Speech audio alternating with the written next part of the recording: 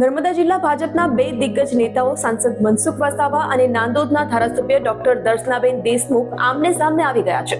આખા બોલા મનસુખ વસાવા સામે તેમની જ પાર્ટીના ધારાસભ્ય દર્શના દેશમુખ ફરિયાદ નોંધાવવાની પેરવીમાં છે.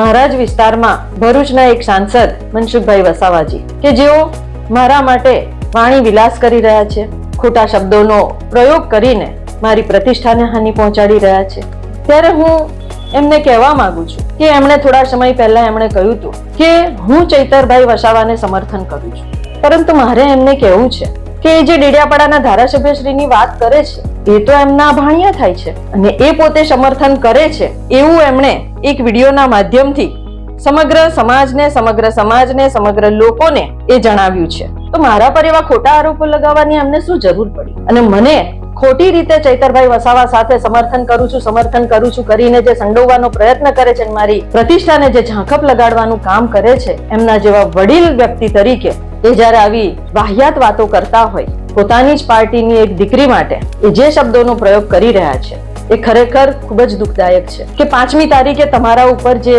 પત્ર આવ્યો અને એ પત્રની તમે જે પ્રેસ કોન્ફરન્સ કરી છે ને, એ પ્રેસ કોન્ફરન્સમાં તમે બધું જણાવ્યું છે કે હું અને મારો પરિવાર અમે ભ્રષ્ટાચાર કર્યા છે. એમની પાસે જો કોઈ સાબિતી હોય તો એ સાબિતી અમને આપે, અમને ખરાઈ કરાવડાવે અને ખરાઈ કરીને સાબિતી આપે, પ્રદેશને આપે, સરકારને આપે. પ્રેસ કોન્ફરન્સ દ્વારા માન્ય સાંસદ શ્રીએ જે અમારી પર આરોપો લગાવ્યા છે એ આરોપોનું એ ખંડન કરે, એની સાબિતી આપે, અને જો એ સાબિતી ન આપી શકે તો આવનારા દિવસોમાં એમની સામે હું માનહાનિનો દાવો પણ કરીશ કે જો તમે એ પુરવાર નથી કરતા તો તમને કોઈ અધિકાર નથી, તમને કોઈ બોલવાનો એવો અધિકાર નથી કે હું ભ્રષ્ટાચારી છું. એ લેટર કાંડ આ દર્શનાબેન જે નારાજ થયા લેટર કાંડ માંથી થયા ને, એ લેટર કાંડ નો એમને દર્શનાબેન ને એવું છે કે આ લેટર કાંડ ને લઈને મનસુખભાઈ પત્રકાર પરિષદ બોલાવી, પણ હકીકતમાં તો મેં પેલા બે મોટા કાર્યક્રમના હિસાબને લઈને પત્રકાર પરિષદ બોલાવી.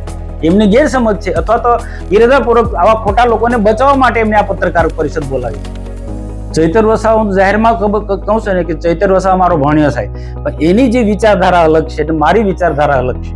એ આમ આદમી પાર્ટીમાં છે અને હું ભાજપમાં છું. એને લેવા માટે ભૂતકાળની અંદર પાર્ટીમાંથી પ્રયત્નો થયા. તે વખતે મેં કીધું ભાઈ મને એ આવતો હોય તો કરી વાંધો, પણ વિચારધારા બદલે.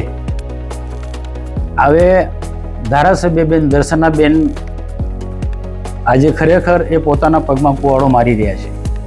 આવો કોઈ પ્રશ્ન હતો તો એમને મને મળવું જ હતું. એને ધારાસભ્ય બનાવનાર પણ હું જ. એના માટે જે મેં જે ગામડે જઈને જે મિટિંગો કરી છે, પ્રચારનો આખો કમાન્ડ મેં ઉપાડી લીધો હતો, એ ભૂલી જાય છે, પણ એની કોઈ ચિંતા નથી. પણ ક્યાંક ખોટા લોકોની જે ટોળકી એમની આસપાસ તે ઘેરાયેલા છે, એના કારણે આ એલફેલ બધું બોલે છે.